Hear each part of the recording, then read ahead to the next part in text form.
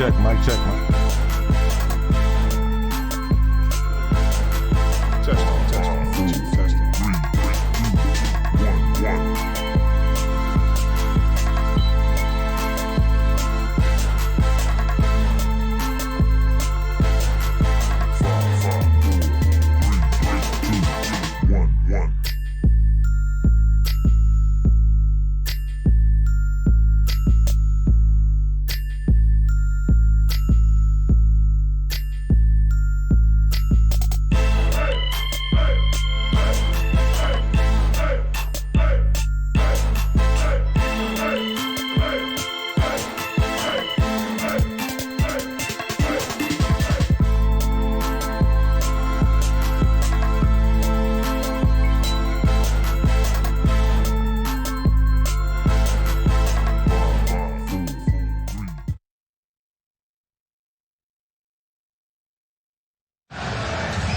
You got to be aware of the inbounder here if you're Philly.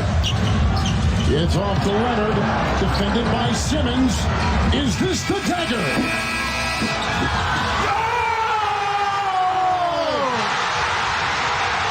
Game! Series! Toronto is won!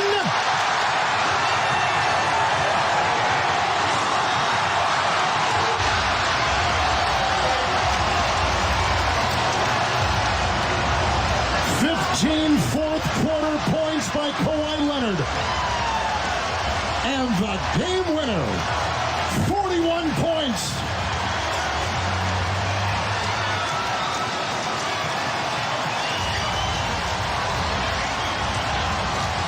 How about the bounce? And look at the fans in Toronto. They have had a lot of misery the last few years, and how about the validation for Toronto? I felt great.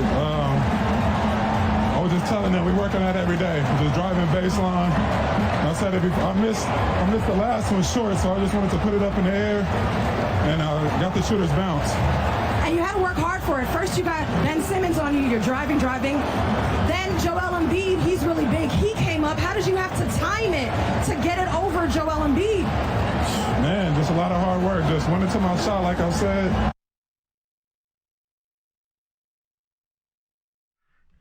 Well, that's how the cookie crumbles. Welcome. Sports Talk Live for the culture. How's it going, Jonathan? I'm doing good. What's going on? How's it going, Doug? What's happening? We just watched Big Shot Quad.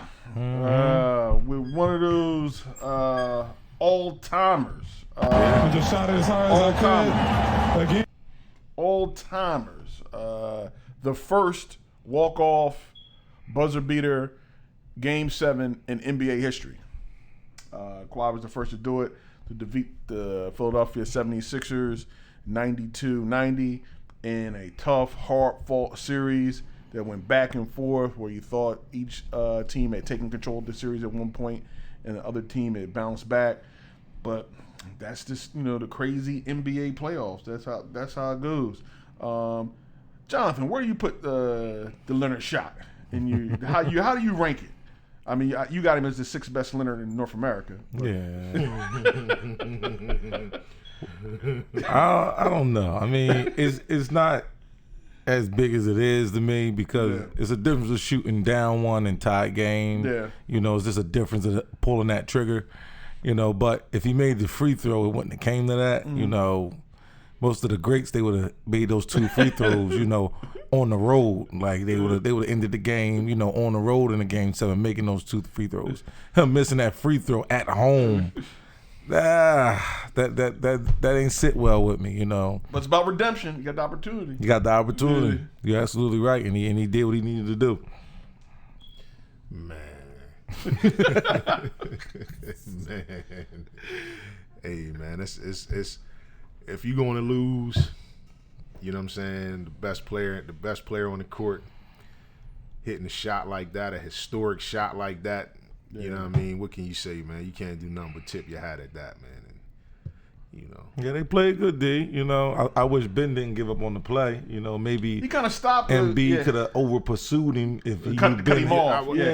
I mean, I would have preferred for them to trap him. Right. That's top, but it looked like he was bound because that wasn't a good shot that he took. Yeah. So it looked like he was just determined to get that shot off. Yeah, he was anticipating being trapped. The tip just made it more awesome. Like the expense, him that ball bouncing up there, and that was crazy. That was 4 bounces. Like and like the one thing I like about it that I always try to find a silver lining in the game, right? Like if they would have got blown out, I would have been highly disappointed. Yeah. Mm-hmm. The fact that they battled, and even at the end when it looked like it was over, and they kept battling, and Kawhi missed the free throw, they made the shot, and then just to see how you could be disheartened how they were getting beat up on the boards and the turnovers and those type of things, but then it's like with all of that going on on the road. Game 7, historically, the road team has slim to none when it comes to a chance to win. Yeah. For them to for it to take that shot to get them out of there, I would say after the game, a couple of days after the game, I was encouraged until I started watching the beginning of this series. With Milwaukee. We're going to get into Milwaukee in a second. We're going to get into the Freak and what kind of team they put together there. The Sixers and the 76ers, second year in a row, they lose in the second round of the playoffs. I thought they had a better team this year. I don't think if they hadn't made the moves to get Jimmy Butler, to get Tobias Harris, I don't think a series like this is possible. Absolutely not. With Covington and Sarge, who they had, back on the team, right. I don't think they could generate enough points, especially with Embiid being sick during some of that time. All the things that were going on, that core component to what they started with this season. It's been a couple configurations of this team this year. I don't think they pushed Toronto to this limit, which brings you to an interesting point. As you look forward or to move forward. You have a core players, which 2 are unrestricted free agents, which you got Harris and you have Jimmy Butler and Tobias Harris. Both unrestricted free agents. It would seem like they would want to sign both of those guys. And then people have bannered around who's maxable, who's not maxable. I say, but who fits your team? Somebody may be more valuable to you than they are to someone else. Right. And how much are you willing to pay? How much are you willing to put up to keep this core together? I think they really should keep this core together. I think they should keep this core together, and I think you have to keep this core together for two reasons. And you guys can elaborate on it. We still don't know what Ben Simmons is going to be. Is he going to be a point guard? Is he going to be another iteration of Draymond Green? We haven't seen this. This was his second full season playing, 3 years in the league. The mid-range game, and more importantly, the free throws being able to make. We can throw out the 3-pointers. And his ability to be a point guard in the league. Transition, very nice. Transition ball player, very good. The playoffs break down to a half-court game a lot of times. And a lot of times people say, Ben doesn't get a lot of shots off. So if you're going to have Ben and keeping him as a point guard and not knowing how he's going to develop, you have to put at least 3 legitimate shooters around Embiid. And one of those shooters got to be a playmaker from the guard. They can shoot outside, drive, penetrate. Right. That's the way I see it. That's the way I see it. I would like to keep this core together. What do you guys think? Well, I think they should keep. I guess it all comes down to money. I don't really like to get into the money because it's not my money. Yeah. You know what I'm saying? If you just ask me, without the money in it, keep them together. Yeah. Keep them together. Give them a full off season, a full training camp. Let's add some pieces. Let's add Zaire Smith to the mix. Let's, you know what I'm saying? Let's see what they can do, because it seems like to me that during the playoff run they kind of started to settle into their roles with Jimmy Butler kind of being the closer, the quote unquote, the ball handler at the end of ball games. Tobias Harris seems comfortable in being the second or third scorer on any given night. But again, it comes down to money, and but to me, Jimmy Butler was the best player in the series. For the Sixers. In round 2, he was the best player without a doubt. Yeah, because Embiid was sick and up and down. Ben was very up and down, and Jimmy had to run point in the fourth quarter. No doubt. I mean, and you look at Tobias Harris. I mean, he's a good player. I like him. I like his length. He can shoot it inside. He can shoot it outside. He can pull. He can pretty much do it all. He's not a stout defender, but he's okay. But you see him as a guy that if you don't have these other two big-time scorers in front of him, you can see where he's scoring 24 a night. Yeah. But then you can also see where if he's the guy and he's leading you into the playoffs, which I doubt if he would be the guy leading you into the playoffs, but he wouldn't be scoring 24 a night. He'd be the guy that they be talking about, where is he at? Yeah. He's getting paid all this money and he's, what I mean? So he's a secondary, tertiary option where he can do work. Yeah, I like him. He's kind of like that role. Yeah, he's kind of like that third wide receiver that you want to put on the third D-back to do work. Move the chains and do work. Exactly. A Ricky Porrell type player. And that's what you need on a team. You need those options because everybody's not going to be, hot every night.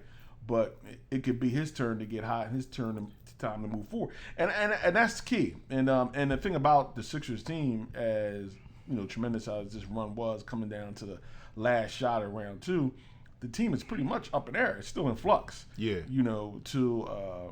They find out and settle down who's going to be on the team, who they're going to keep, who they're going to bring back. And also one decision was made already. They're going to bring back Brett Brown. And that's been a big talk in the city of Philadelphia. Do you bring Brett Brown back? Do you give him another? I see out of the circumstances, the way you lost, the way you went into the playoffs, and how this team was put together, and how he had like 3 different teams this year, you would try to bring back the vast majority of the pieces, of the core pieces, and give him another opportunity to coach them a full season. What do you guys think? Yeah, I think they should bring him back. You know what I mean? He didn't because I really don't think it's set on him. I think it's set on the actual team. Like Philly doesn't have that number one. Like they just don't have it. Like Embiid is supposed to be that, but it's just different. Like they don't have that number one as a shooter where the NBA is. And if Jimmy Butler is your main guy, no disrespect to Jimmy Butler, but he's not a number one. He's a awesome 3, and he's a good number 2, but he's not a number 1. So if he's your main puller, it's not gonna. We're gonna be in this situation again next year with these same 2 teams, like and with Boston. Well, there's a lot of times with the whole thing with Jimmy is, and when Embiid sickness and him being able to ready and go a full season and give you that without the injuries, without the sickness, without the flu, just keeping himself up.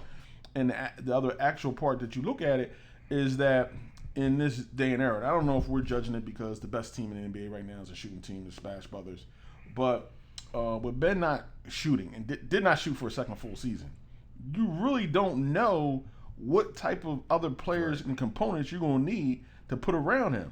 Because if he's still, his range is 5 to 6 feet from the basket, you have to get some very expensive talent to put around him, and just to give openings for Embiid. Yeah. You need 3 legitimate scorers, and they have to be able to score legitimately 40% from the 3-point range to give Embiid the space. Yeah. I understand, as me being in NPA, it's a lot of Ben talk. Should we trade Ben? Should they trade? Should they do this to Ben? I really don't think. I think the Sixers is jumping out the window, and the fans is really jumping out the window. Like, you still gotta understand this is his second year playing. Like, Kobe didn't even play his first 2 years really. You know what I mean? Like Game 5 was the biggest game of y'all, second biggest game of the playoffs, and he was there. He gave you 20. He gave you 21, 8, and 6. Game 6. When y'all needed Game 5. I had to win Game 5 to get to Game 6. No, we lost game. We got destroyed in Game 5. It came back down 3-2. All right, so Game 6. Game 6. Yeah, Game 6. He was there. The biggest game of y'all needed. He was there. Here y'all 21, 8, and 6.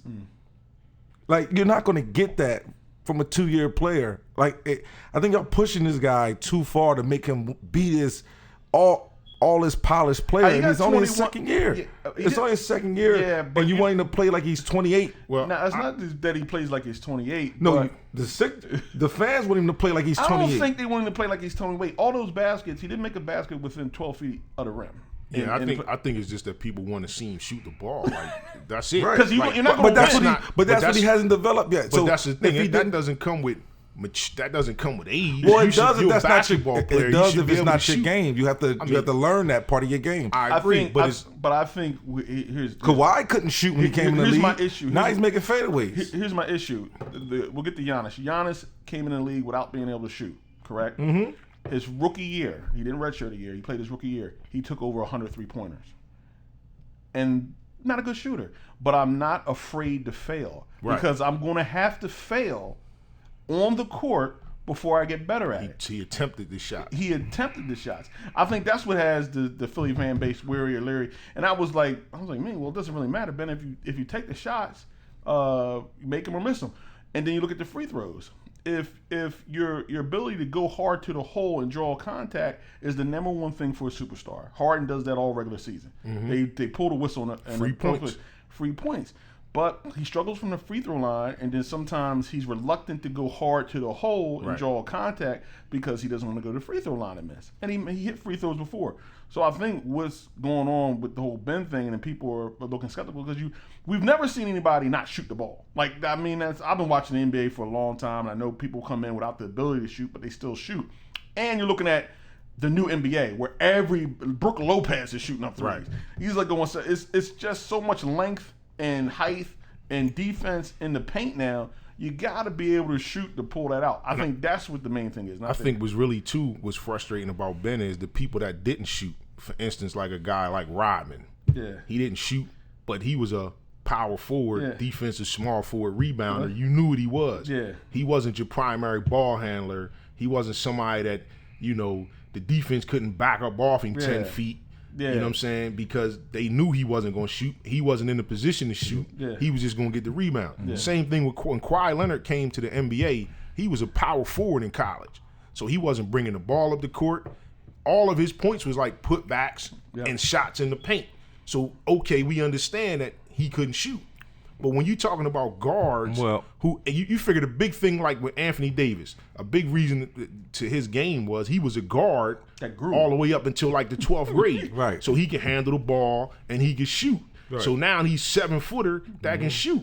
Yep. So it's foreign to you when you got a guy that's handling the ball, you're bringing the ball up court, you're up top, you're facilitating the offense. Right. And you don't shoot. And then it's even more baffling when you have footage. Like I have footage on my thing, on my phone here, of Ben Simmons, a highlight reel of him in high school, coming off screen, shooting threes, catch and shoot threes, standstill threes, walk up threes, summer league, elbow jump shots.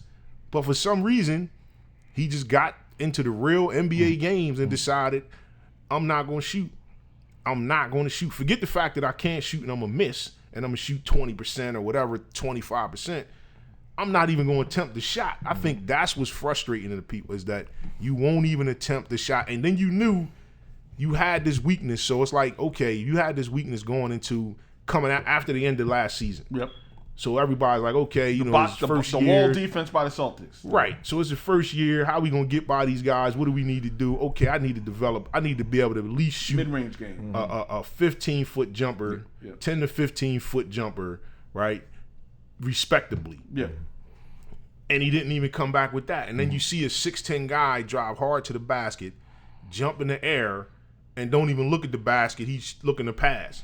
And he throws the ball away, or it's a steal, or that's frustrating right there. That's frustrating. Let me get to these shout-outs before I shout out. We got Glenn. Glenn said he finally got to watch his favorite talk show. Thanks, what's up, Glenn? What's up, man? My homie Steve, he does them pictures, highlighting Nicky's, he got those pictures for you. Yeah. And look at my little cousin Tony Dickerson. He on the show today. What's going on? Definitely. But another thing, it's point guards out there that we've seen. It's great point guards. We got Jason Kidd that couldn't shoot. But he would shoot. But he was it's a different league now. When Kidd came in, it still wasn't a lot of 3-pointers taken till later. We gotta let this kid learn it. Like he was focused on this. This was easy to him. That was easy to him. Like he said, I always had other people to shoot the ball for me. Like so, I never focused on that. So I don't know how to do it. Let's give me some time. It's hard to believe if you're gonna be a point guard and not shoot. I don't know. Okay, I could take 3-point. You're not a 3-point shooter. Yes. Free throws. You mean to tell me through his whole career he never got fouled? He never got to the free throw line? Look, that's a poor excuse. I understand, but for him. I'm talking for the Sixers fans that want him traded. If you trade I got him, 1 more year with him. I'm not on the trade ban. He's going to terrorize the league for the next 15 years, including the Sixers. If you trade this guy, Is he? yes, he's giving you 21, 8, and 6. He's giving you that. He gave you that in the biggest game of his career, second biggest game. He had a good game. He had a great He game. gave that to you. He was there. How many rookies how many second-year men you can say will be there in a game 6 must win? Hey man, everybody had a He great was game. there. I think with him right Layups. now, with him right now, it's all how. With him right now, we talk max contract, and you talk $40 million a year salary. Can he carry you offensively? Is the question GMs have now.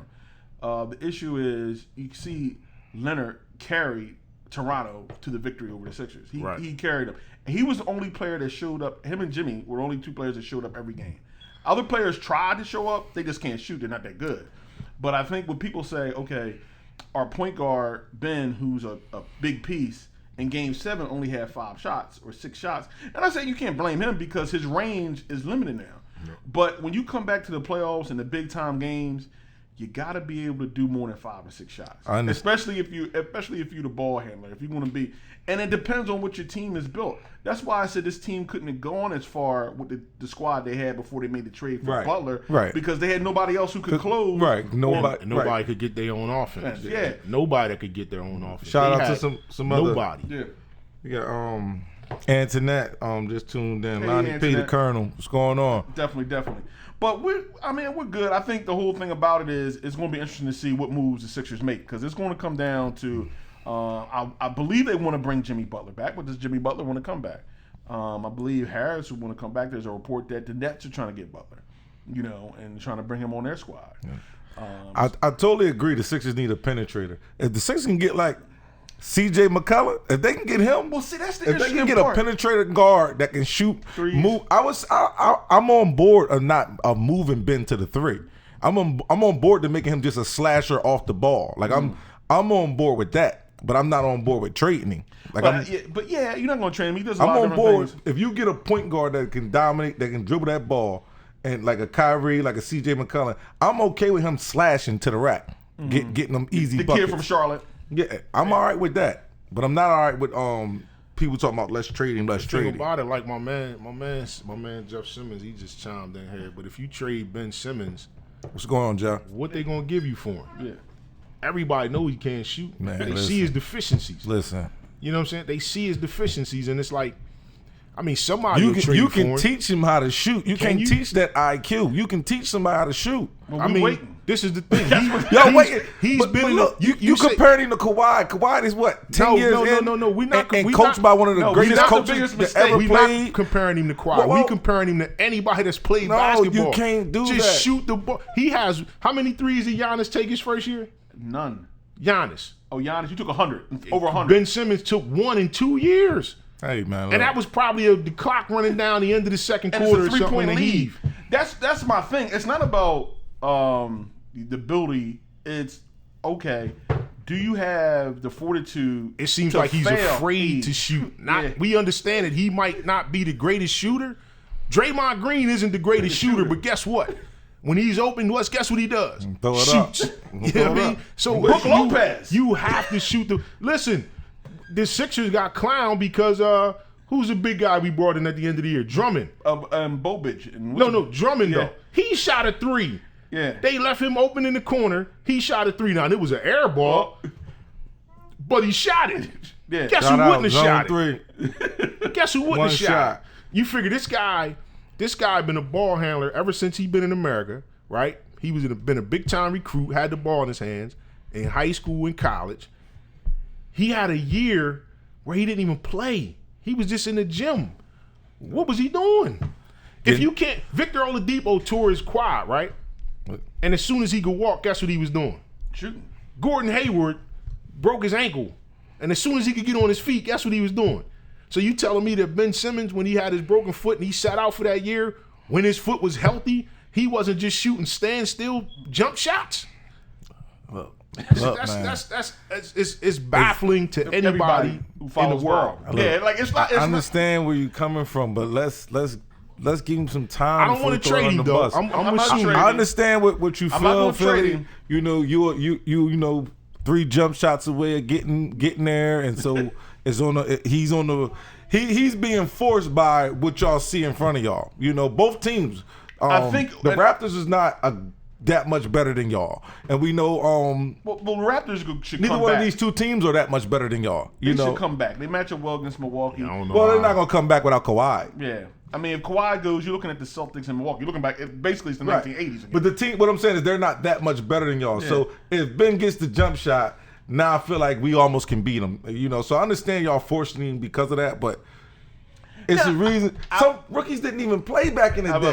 You know the only thing, the number 1 picks overall played. Like the number 1 picks overall. Yeah, the number 1. We're not talking about somebody who's picked up 29, 28. You're talking about the number 1 pick. You're talking about the number 1 pick overall in this league with 32 teams, which is, you know, the talent's watered down. Number 1 pick in the draft. The number 1 pick in the draft, ball handler, is got to shoot the ball. But he gives you that number. He still gives you number 1 pick stats. He still gives it to you. He just doesn't give you the 3-pointer. He still gives you. Nah, he doesn't. He doesn't give you anything outside of the paint. He still nothing outside of the paint. He's still going to give you 8 assists, 8 rebounds, and 20 points. Everybody meaningless though. Still going to give it to you. He doesn't get a lot of points sometimes because he dropped down. Everybody's average dropped down in the playoffs because it became a half-court game.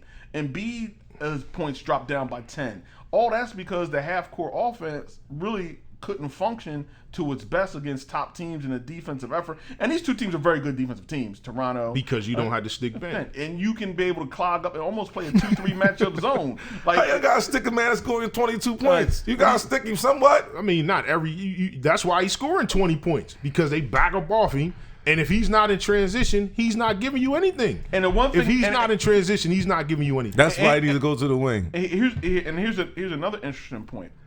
Kawhi's a little tired now, because Kawhi has to really play somebody on Milwaukee. Oh, yeah, he got to run everybody on Milwaukee can bust a 3. We'll get the Bledsoe shooting 3s that maybe he should be driving. But I think that takes out of Kawhi's legs in this series. And it's interesting when we'll get to that in a moment. We'll talk about that. But I think the main focus when everybody's talking about trading Ben or not, I'm not for trading Ben. You got to bring him back. He's number 1 pick overall in the draft. And then he got hurt his first year. I said, cool. Second year he came back. Okay, Boston played him a specific way. We're going to adjust. He's going to get a jumper. You would think he would get a jump. Like, you know, that's like, okay, jumper. Okay, you got to talk. And then you come back the second year, and pretty much you're at the same exact point. Mm-hmm. You're still at the same exact point, and because we haven't seen the attempts. I would feel comfortable if you told me he was shooting 5 for 15.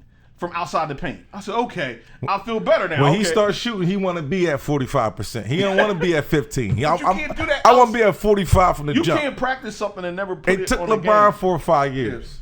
It took LeBron 4 or 5 years to get. But he was shooting shots. Not having 5 years to do what? Not having to play him back to give him the jumper. We were still giving LeBron that jumper. But he always took the shots though. But you still knew he was there when he played. When he did the probably the best playoff game ever, when he beat the Pistons, he didn't have a 3-point shot then. He didn't have it then. But you still seen it. You still see in Ben. He still shot the ball. But see, even at that, the difference in between the two is LeBron James was finishing at the basket.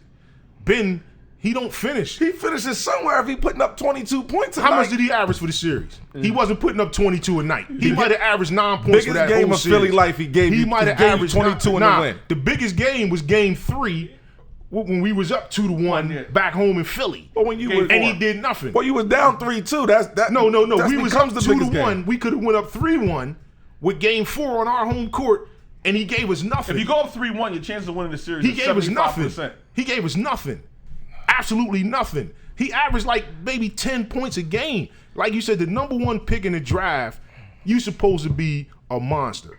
These guys, it's not supposed to be when what I remember was when Shaq couldn't do, he couldn't shoot free throws. But guess what? He did everything else. He still averaged 30 a night. You couldn't stop him. You You figure Ben Simmons should be embarrassed that they guarding him. He is with embarrassed. Al Horford. They putting centers on him, and he got the ball up top. Yeah. Tell me the last guard that had a center guard them that it wasn't a pick and roll. None. He is embarrassed. Trust None. me, he is embarrassed. So that I mean, but let's give him time, man. Let's not. Who's giving time? We got time. We got another year. We'll see. Hey, let's not kill him, man. I'm not killing him, but you know, I'm telling you. See some. Me and Doug are concerned. We got concerned. It's and I understand. It's like when you get the window is here. The window is here for y'all to get in the there. marking period when your kid gets a progress report. We're kind of concerned. It's just that I've heard, like you brought up Kobe in his first couple years, and since he's a local cat, I've heard the stories of Kobe's workouts before he even made it to the league. You know, working out with the Sixers. And then going to work. No, I'm talking just working out and then going to work out again the same day and then going to work out again. Yeah. You know what I'm saying? Like he didn't just learn that when he got to the NBA. No. That was just in him. Yeah. And that's the point I'm trying to make. When Dad was a basketball player. Michael Jordan. So was Ben Simmons. Dad was a basketball player. So was Ben Simmons. Pushed him. So was Ben Simmons. That's why it's baffling. You figure him. Michael Jordan. He was Michael Jordan. Nobody couldn't stop him from day one he stepped on the court until the Detroit Pistons stopped him. And then you know what he said? I got to do something different. I'm going to start lifting weights. I'm going to do something different because if I do the same thing, we're going to keep losing. I mean, it just, to me, if you can't do something and you say you want to be great, you want to go turn that weakness into a strength. And that's what we didn't see from Kobe. It took him a while. It took Jordan what four seasons. He got bounced out first round. I'm not like it took him Scottie Pippen too. It wasn't just him. But no. But see, you missing the point. The Bulls were terrible. The Bulls were terrible when Michael Jordan got there. Okay. They were terrible. And he got bounced out first round every time. He averaged 38 a game, something crazy like that. But my point is, when they got good enough to start winning in the playoffs, and then they lost to Detroit, and they lost to him again. He was, I need to do something to get better, and he got better, and they beat him. That's my point. Exactly. So that's my point. So with Ben Simmons, if you want to be great, we shouldn't be seeing you with, Kendall Jenner. We shouldn't be seeing all that in the offseason. You should be in the gym. You want to be great. When Kobe shot them 4 air balls, man, Kobe came back and won 6th Man of the Year, if I'm not mistaken, he shot the next them air year. Balls. He shot air balls. But the point is, he shot him. He wasn't afraid to shoot him. He didn't shrink away from the moment is what Ben Simmons does every single time. So shout outs. Shrink away from the moment. Shout outs to Ebony Barrett. What's going on? Hey, how you doing, Ebony? Glad for joining us. Steve talking about how much time he need. He needs some time, man. How much time he needs. His game that wasn't part of his game. So he gotta learn it. You gotta give him time to learn it. It wasn't part of his game. He got another year to come back. Now, if he come back next year running a point and not shooting, and not putting up. But I'm all right with getting. If you get a good, you got to get a point guard that's been here for a while. You got to get a point guard that takes over the team and move him to the 3. I'm fine with that. Yeah. But I'm not fine with you trying to get rid of him. Oh no, I'm not trying to get rid of him. Even as a 3 though, it's not that the problem that people have. I think you missing that point. The problem that people have is not that he can't shoot. It's that he won't shoot. He won't shoot at all. Like you say, Giannis couldn't shoot, Kawhi couldn't shoot, LeBron couldn't shoot, but guess what they all did when they was young in their career? They shot the ball. That's how we know that they couldn't shoot. And then that's how we know that they got better and better and better at shooting the outside jumper because we saw it. Well, he don't want it on him. And that's the problem. That's the problem that everybody has, that he don't want that on him. You can't be number 1. He don't want it on him. And that's the only thing that worries me a little bit. Not, you can play or you can help out in many ways. You win basketball games, but how many max players can you put on the contract? And the thing about like my homie just said, my homie Zone 3. Rondo wasn't a shooter. The Lakers played him back. We put Kobe on him and made Kobe but double he team. Would shoot though. Double team. No, yes, not he all would. time. He we would made shoot Kobe the ball. double team KG. And Rondo would shoot the ball. Kobe he might not have made the shot, but he would shoot the ball. And then you know what else would happen? He would shoot it, but not shoot it. You know what else would happen when he would shoot the ball? You had 6'11" Perkins. You had 6'11" KG. And you had 6'6" whatever Rasheed Wallace, and they was hitting the glass when you shoot the ball. If you don't shoot the ball, it stags the offense. Everything and what is stagnant. And what happens in that first, when the Celtics were at full strength and beat the Lakers the first time, the Lakers had what I called a lot of French Open looking cats, and Rondo missing the ball, and the Jonathan and Case, and they pounded them on the boards, and they really beat the Celtics.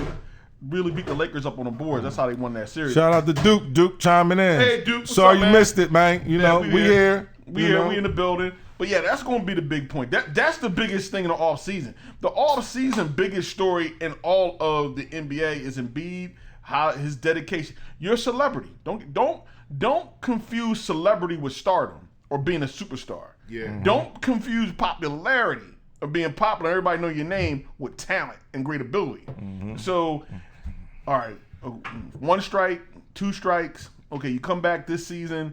You got to shoot the ball. We got to shoot the ball. I think with Embiid, part of the process, the conversation shouldn't be Ben Simmons won't shoot. The conversation needs to be, okay, they got here, they got pretty much demoralized by the Celtics last year. Yeah. So in my eyes, they took a step. Even though they lost in Game 7, they took a step, right? But now it should be, okay, what did we do wrong in those games? Where was the 1 or 2 or 3 or 4 possessions where we should have done something differently, right, throughout that game?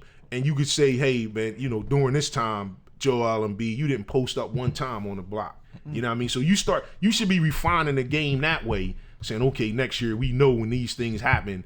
But instead of that, we're talking about Ben Simmons' deficiency of shooting, because that's like the most glaring thing.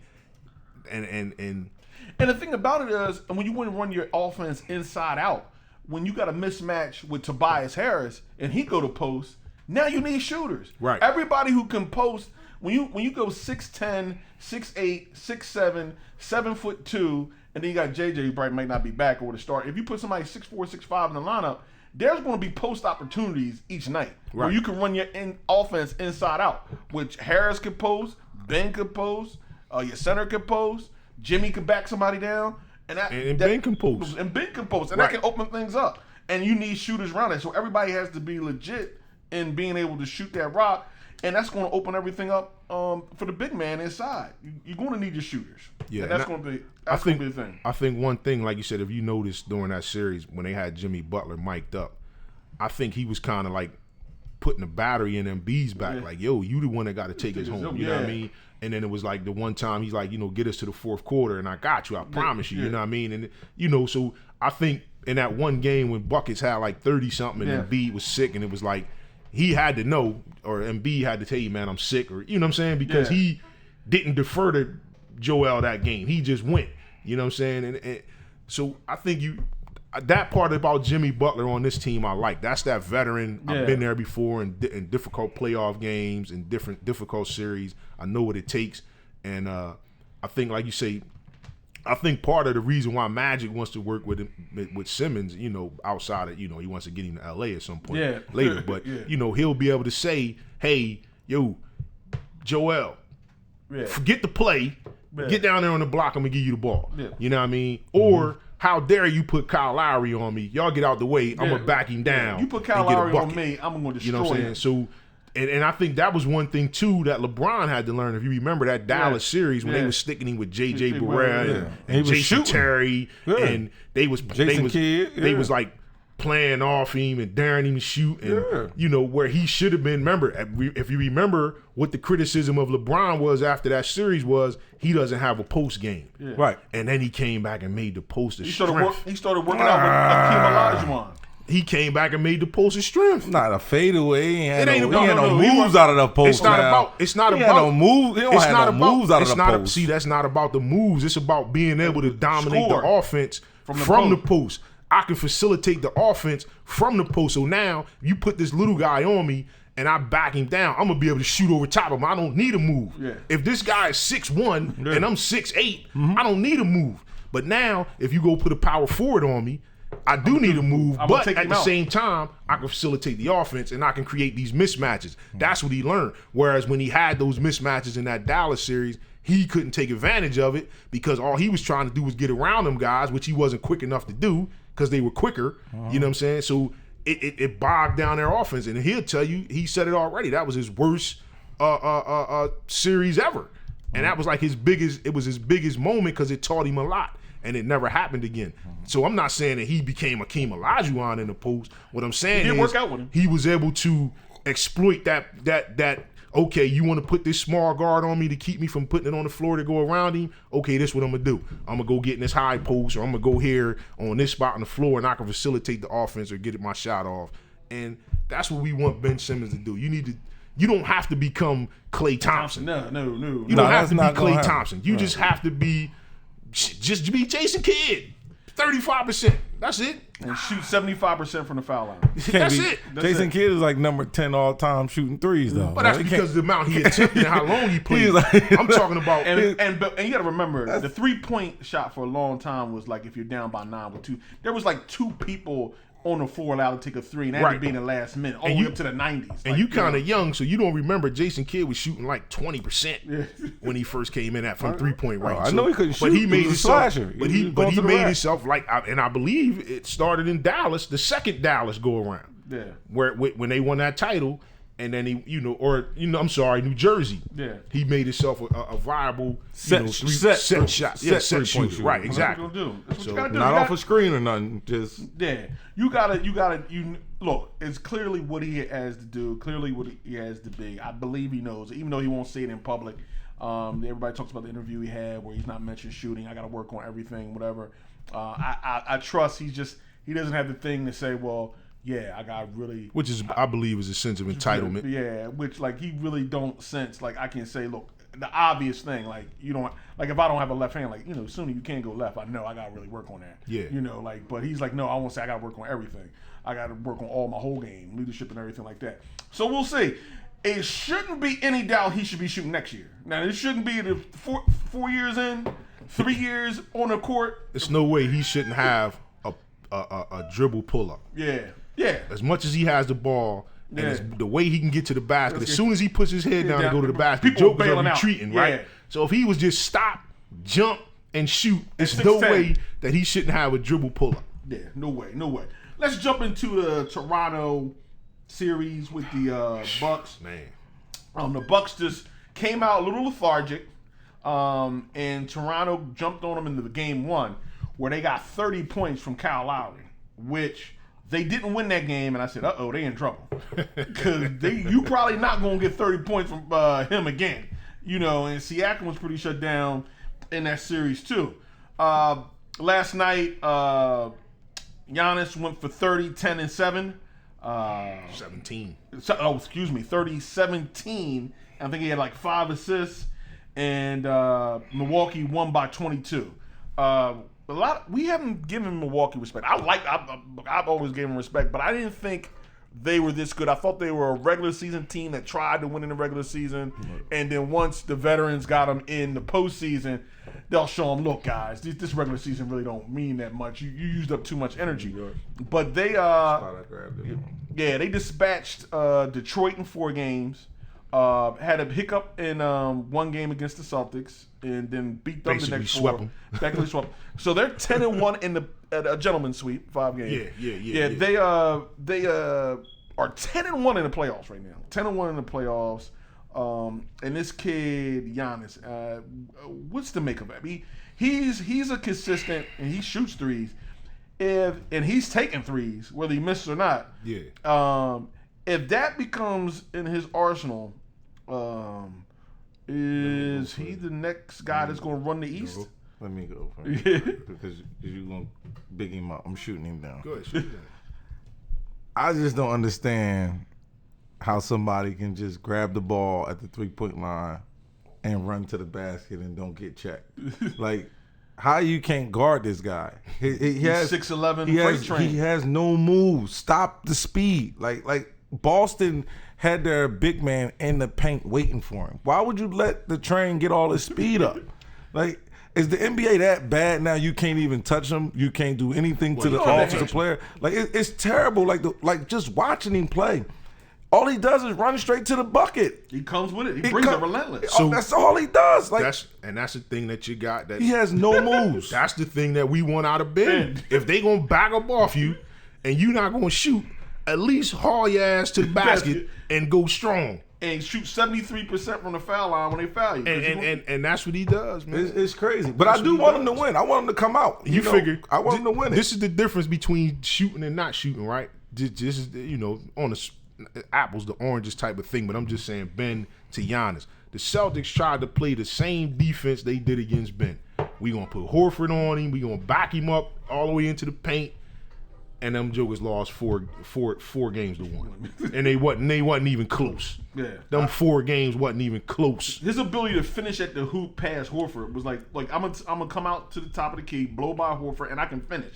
I'm Euro stepping in the lane, left or right hands. I'm gonna dunk on you, or I'm gonna hit somebody with a pass. And then when you try to help, I got Middleton out there. Yeah. I got who's the other kid? The kid you mentioned, Bledsoe out there. I got Mirotic out there. I got Connaughton out there. I got Brook Lopez shooting 7 threes a game out there. You know what I'm saying? So when you try to help, he making a play because he was quote unquote the point guard. And the thing about it is the shooting. Brook Lopez shooting is what opens it. You still got to run out. He may make it. Like the whole point. If you knew Brook Lopez was a 7-foot center who's not taking threes, who hasn't taken a 3 in 4 years, you stay in the lane on Giannis. Yeah. But since Lopez, Lopez, I'm a gun. I'm gonna stay in this league. I'm gonna take 11 threes. I may hit 3 of them, or 5 of them, or 2 of them, or 4 of them. But he just started doing that. Yeah, and a few years ago, he hadn't taken any. Yeah, him and Marc Gasol, they both got them. He just started doing it. Yeah. Right. So it can be done. Yeah, it can be done. Him and Marc Gasol both was bruisers and became 3-point shooters. And Sam Perkins did the same thing for the Lakers late in his career. He started shooting threes a little bit out there because you got to space the floor. Yeah. Everybody's length and the length that these teams have, you got to spread the floor. You got to get that length on them. Well, that's the one thing those guys know is when they, your athletic ability starts to go, you get a little older, what can keep you, what never goes? Your shot. Yeah. Your shot never goes. My flat-footed shot, you run around, I'll get to a space, get somebody who can cause a double team and kick that thing to me. I'm bombs away. Your shot never. It's the reason I'm why gonna shoot myself in this league, or I'm gonna shoot myself out this league. It's the reason why guys like P.J. Tucker, Bruce Bowen, those defensive guys, they practice the corner 3. Yeah. Because that's what they going. Trevor Ariza got a 3 later on. Because I can be this defensive stalwart. But if I can't shoot, I'm not going to be on the floor because I'm a liability to the spacing on offense. Yeah. But if I can consistently knock down this corner 3, now somebody has to stay with me. You know what I mean? And that's just the nuts and bolts of basketball, really. Definitely. You know what I mean? Like you need. And they're getting help from guys like Chris. Chris is balling. I mean, he was a little off last night, but each night it's like Chris. And I think the key for them is Bledsoe. Bledsoe penetrates and causes havoc. He's been trying to be a splash brother.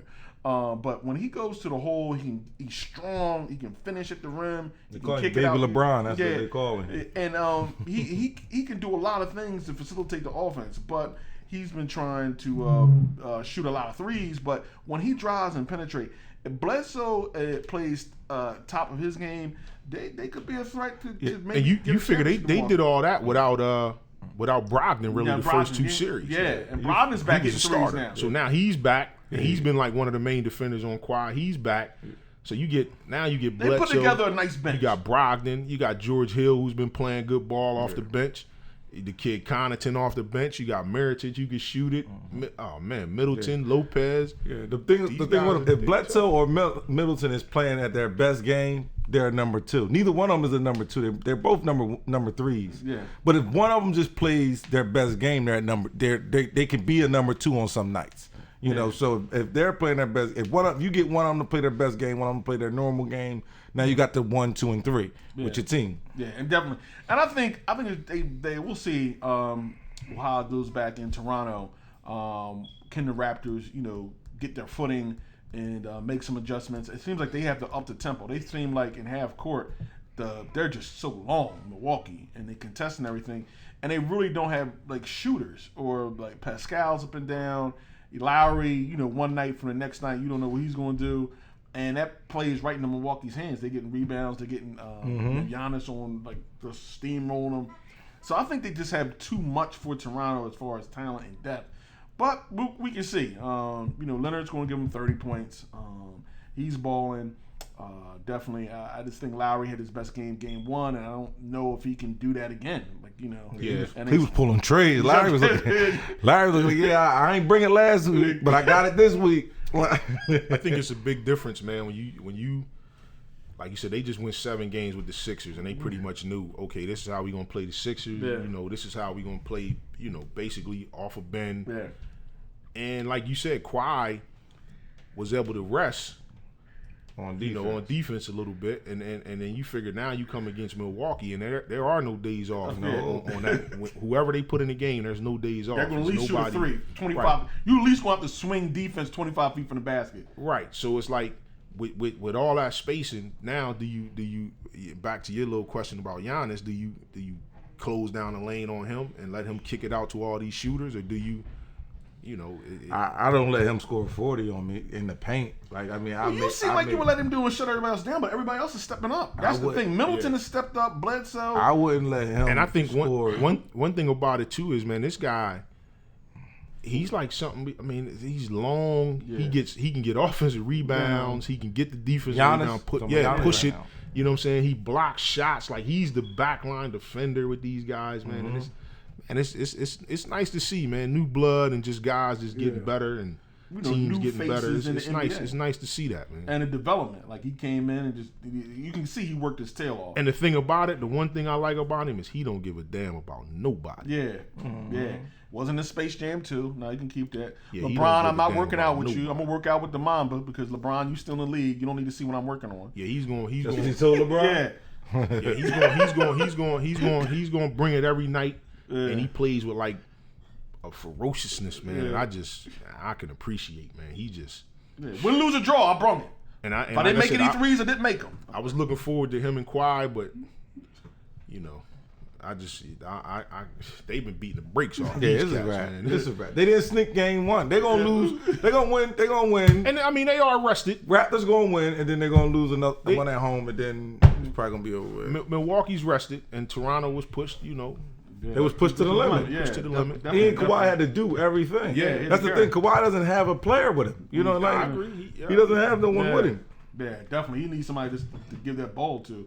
All right, Portland and Golden State. Looks like Golden State is going back, and they don't have 2 key components, which is really interesting.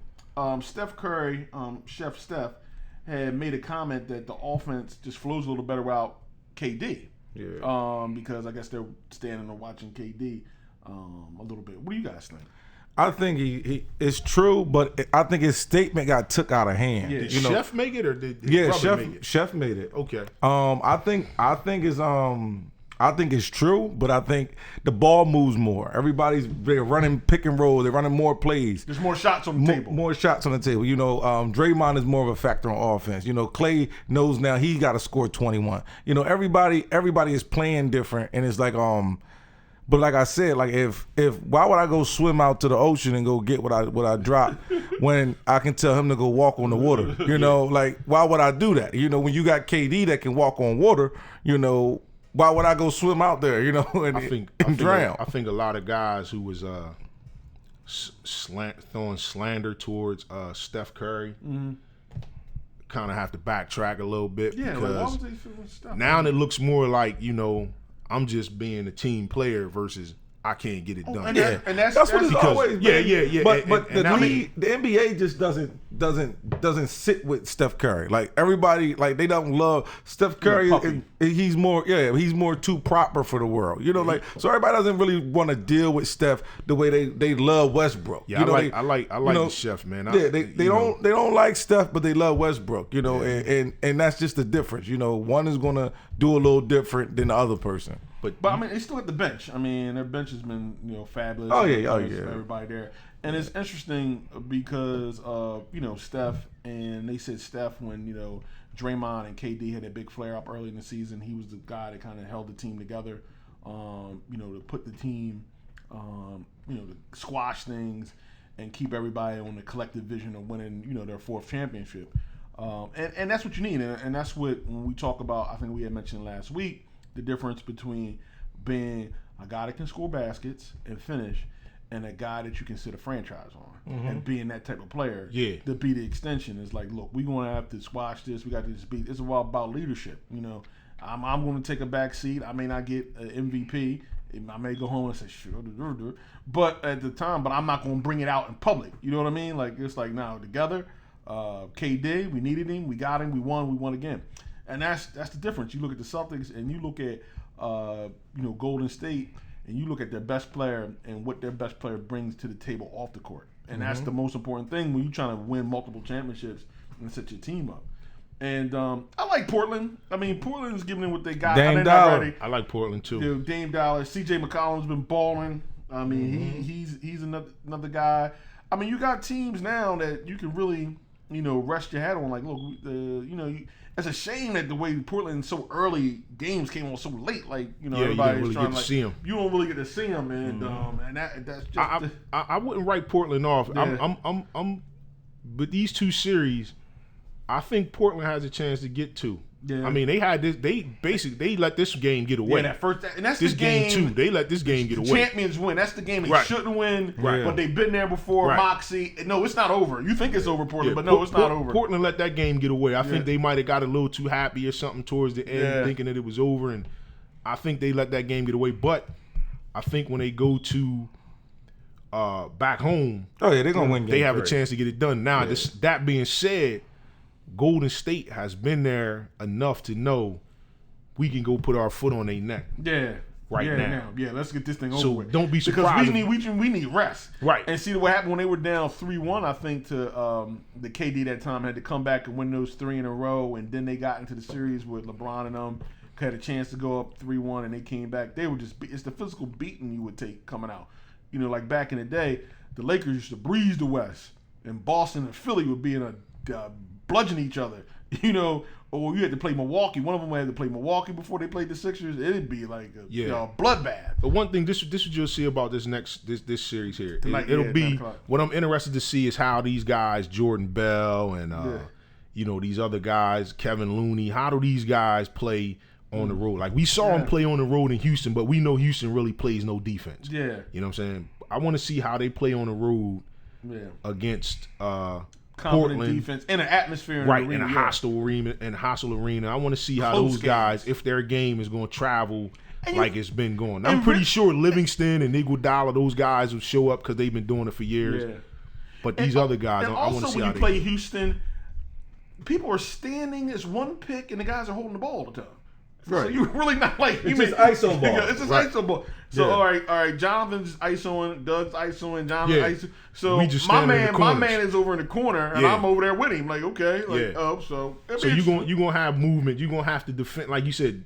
You're defending PJ Tucker. You're just basically standing there, safe distance away to give a little help or to get to the shot. Whereas like in this Portland series, you're gonna have to defend Rodney Hood. And Evan Turner. He's going to pull. Because Evan Turner's going to penetrate. And who's the big guy they got from OKC? Ennis Canner. You want to defend these guys. And so I'm anxious to see that game 3. That's tonight, 9 o'clock. Tonight, 9 o'clock. We'll definitely check that out. Also, other NBA news. They had the draft lottery. Draft lottery went down. The ping pong balls fell where they fell. And it was a Zion shame that the Knicks didn't get the number 1 pick. But if you look at it, now you have New Orleans with the number 1 pick in the draft. Yes, sir. And there's been a lot of talk. There's some talk, which I find it hard to believe that you see the Sixers would have had the 14th pick, but we got duped for Markelle Fultz in that trade. But it's interesting to see. There's some talk, which I don't believe it, Zion going back to Duke. I don't see.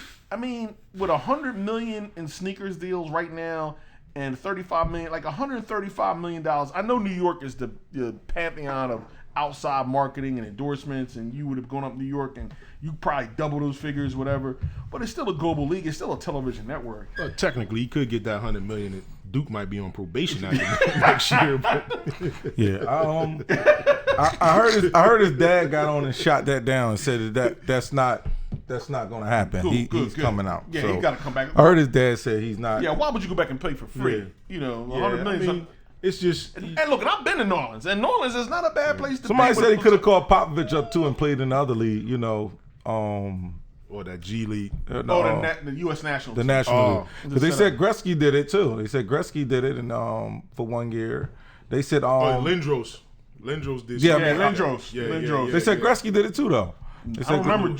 No, Gretzky played in the WFL. He played in another league. It was like he went to like the USFL and not come in or whatever. Yeah. But he just went over to that league, the WHL, the World Hockey League. Or something like that. Dominique also did it. He didn't want to play for the Utah Jazz. He said I wasn't playing for the Jazz, and he went and played where he went to school at, which was Atlanta. Yeah, so Dominique Dominique didn't want to play for the Jazz. That Georgia team went to the Final Four right after he left that year. They won. It was interesting. So I mean, maybe he can force his hand to get moved if he want to be moved. But it's two guys that have been moved. There's two. Like you force your hand to move, and once you go, if you force your hand to move, you better be able to play. Yeah. If you force your hand to move and you turn out to be because people like this guy moved because look, Elway moved. Mm-hmm. He told the Colts, I'm going to play baseball. Yeah. I ain't got the time. And Terry Bradshaw blasted him. Mm-hmm. Because Bradshaw went to Steelers. They were terrible. You got a few concussions going and playing behind that Steelers offensive line. Eli did the same thing. The Manning family said we're not going to play for that San Diego Chargers ownership. Bo Jackson as well. But that's another thing. It's like if it's not almost like a lose for the Pelicans. Like if you can shop Anthony Davis and Zion, like.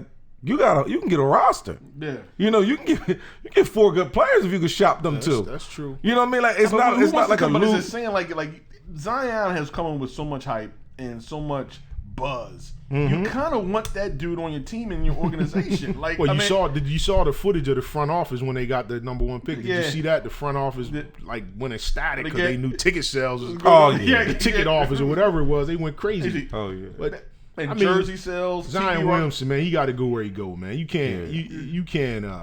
Hey, LeBron went to Cleveland, man. This isn't. I want to go here. I want it, man. You got to go where you at, man. Draft it and go ball out. Just let the chips fall where they may. You'll be a free agent in 4 or 5 years. And go where if you're the Knicks, do you give up the 3rd pick and some other stuff for Davis? I don't think so. Well, I mean.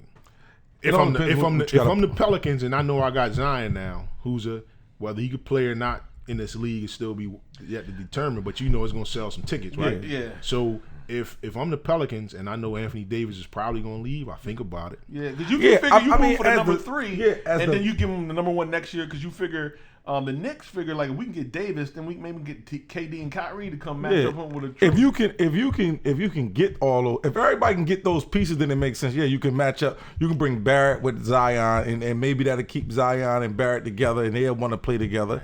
You might could do that situation. Well, if they got the 3. I mean, yeah. No, I ain't talking about that. I'm just tired of the Knicks.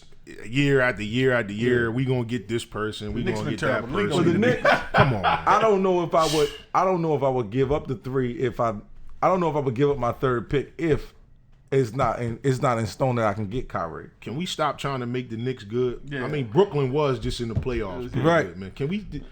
Yeah, the league don't need the Knicks. The Knicks have been irrelevant since Patrick Ewing. Yeah. Before Patrick Ewing, they really weren't that relevant. And the league has been all right? Yeah, the league's been all right. The league's been the Knicks. The last time the Knicks were relevant, I think the lockout year they went to the finals with Marcus Camby. They wanted the Knicks to be relevant for money situation. That was it. You figure they made the playoffs the 1 year when they had Stoudemire. When they got Stoudemire, then they got Melo. They made the playoffs, and then that was it.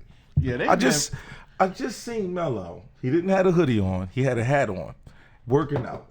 And I put a quote on there. I said, Melo is the type of boy that's in the gym looking all good. Then he get in that ring and get knocked right out. Like he looked good. He missed 1 shot out of like 47 jumpers, man. He missed 1 shot. I'm like, he the type boy that get in the ring, that spar, shadow box, looking good, looking crisp, punching the speed bag and everything, hitting all the balls. Like, then he get in the ring and get knocked out. Like, it doesn't pan out in the league. You figure, what they say, New York, big city of dreams, man. These guys, man, ain't nobody trying to go to New York. Man. They've been getting the biggest free agent for the last 10 years, and they ain't got them yet. And the thing about it is, you go to New York, and you figure, like, is the headache worth? That's why I'm saying it's a global television market. Right. Before these $1 billion TV deals and all these networks and all these games, you're not ready with the revenue and your secondary revenue from the endorsements and everything. Zion's going to be a global brand. Exactly. Like he's going to be a global brand. Wherever I launch my brand from, on the internet. You're gonna see all my highlights. Right. It's not like I don't need New York. Like you didn't have prison before. It'd be nice to play there. Right. Be in New York City and bring basketball back to New York. Yeah. What goes with that, lasts a lifetime. But nah, I don't think. He doesn't need the Garden. Right. LeBron didn't need to go to New York. They need him. Yeah. They need him. LeBron didn't need to go to the Garden. You figured, like you say, every star that's a star today, none of them played in New York. Yeah. None of them played in New York. So. They big time. They got sneaker deals, the whole 9 yards. Mm-hmm. In other news, we had a situation. Local kid, Tyreke Evans, has been disqualified from the NBA for 2 seasons. He was coming into his free agency for violation of a banned substance in the league. Do you think that's probably, he's 30 years old or 29, 30? Do you think that's a career ender, or he'll be 32 when he's eligible to come back? Do you think there's opportunity for him to, in the NBA, he probably maybe can go overseas and ball a little bit? I don't think if he can still play, I don't think it's a career ender. If he goes overseas and he's putting in work, I don't think it's a career ender. 32 guys are playing till they 40 now. You know what I mean? And I mean, he can do one thing. He can put the ball in the basket. Yeah, so shoot. I mean, it's unfortunate, man. It's unfortunate. A lot of people were thinking about the Sixers having him come off the bench. Instant offense. One of them guys. He's one of them guys. Instant offense. Yeah. Yeah, he should be able to go overseas. I'm sure he's already looking into it right now. He's already probably been, because he knew it was coming before we did. Yeah. So he'd go overseas, ball a little bit, maybe come back. Look, he may not even want to come back. Yeah. Maybe he don't. Put his money up, looks like a good run. I mean, he had a good run. It ain't millions. It's millions overseas also. Yeah. He's had a good run in the league. You know what I mean? So, but I mean, I don't think 32 is a death knell by no means. You know what I mean? As long as he's healthy. Yeah. I mean, he's still gonna be 6'7" with a handle and can shoot. Put the ball in the basket. So shooting. And at that point, he'll be cheap. Yeah. I think he made like $12 million this year. He made 11. Yeah, 12. They make a so is now you telling me a team that's close that might need something off the bench, and when 2 years from now he's still been in playing, and I can get Tyreke Evans for the veterans minimum? Yeah.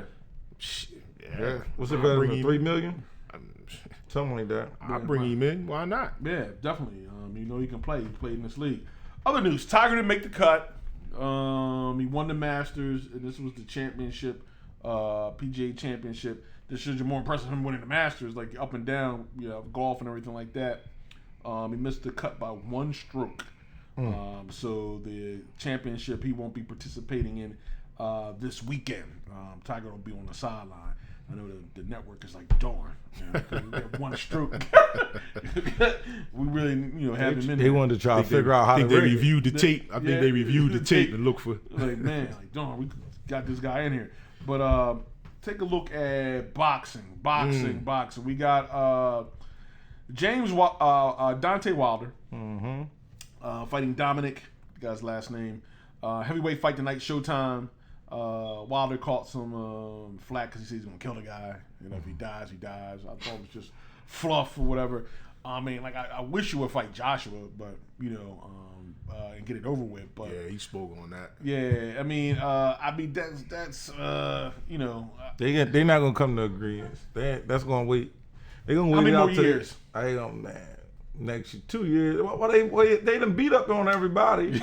Except Fury is the one man that they They let Fury came too close. Nobody fighting Fury. Yeah, Fury almost messed up the money. Fury is the one. Fury almost messed up the money. They they ain't messing around with him. He just got a contract with somebody to fight. I think this guy's a big guy. He's a big dude. This guy's a big guy right here. Also, that Wilder's fighting. I think with Wilder, with his comments, man, I think he might need to check himself. Yeah. Because, I mean, if a guy dies in the ring, he dies in the ring. You know what I mean? Yeah. We were fighting, we were competing. Yeah. But before the match, you say, "Hey, I'm gonna kill the guy." Some can misconstrue that as, Wilder talk a lot. A lot goes off. Like I watched a tweet. He said, "I would have loved to tear into a young Mike." I said, "What?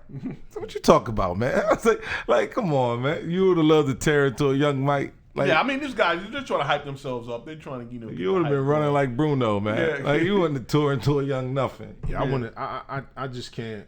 And it's like I'm almost off of it. Like I watched a great fight. Was it last week with The kid from Philly. I can't remember his name right now.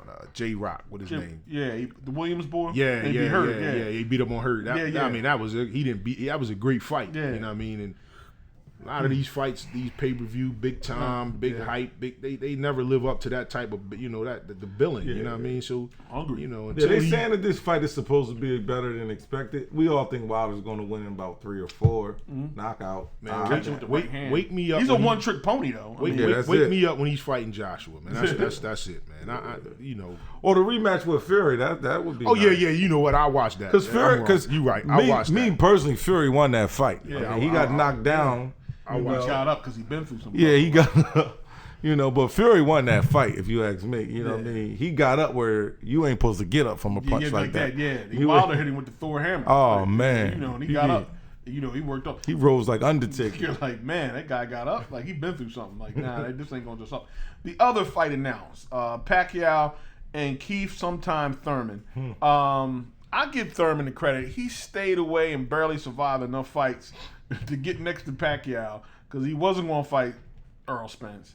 He wasn't going to fight Bud. I mean, he was looking for an old veteran with name that can do some box office stuff for him.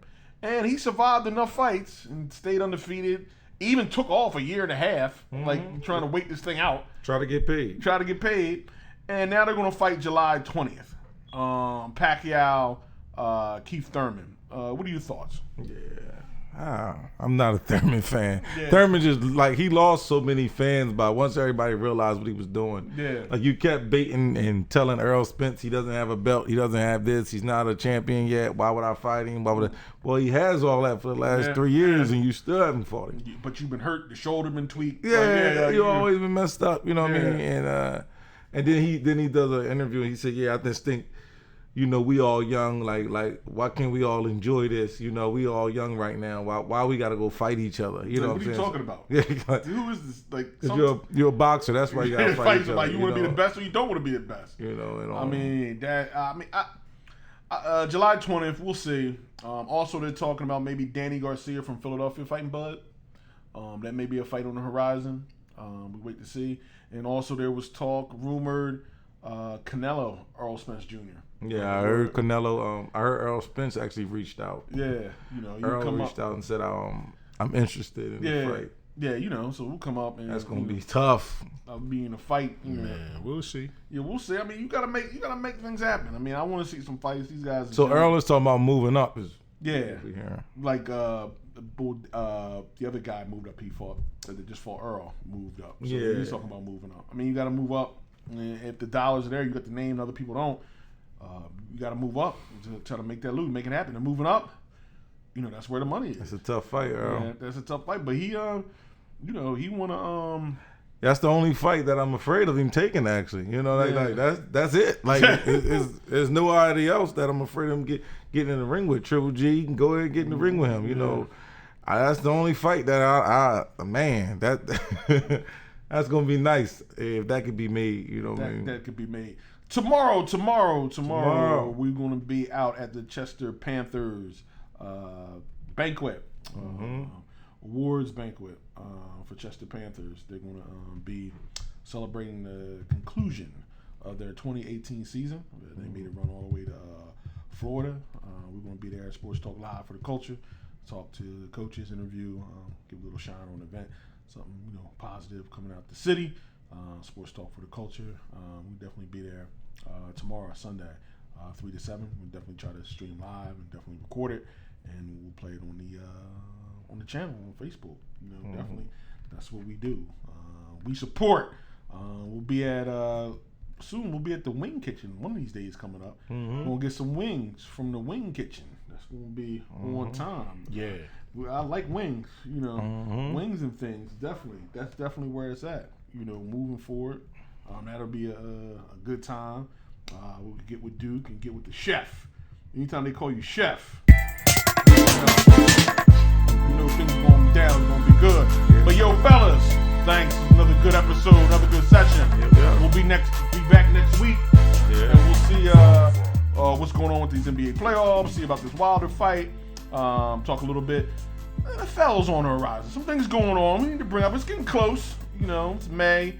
Memorial Day weekend, summer kicks off, but we'll talk a little bit about the NFL, see what's going on with that. GMs and talk about running backs being traded from the Jets. Looks like the Patriots got 2 more wins this season. Right before we got to June, they got 2 wins. So we'll be out. Talk to y'all. Peace. Peace.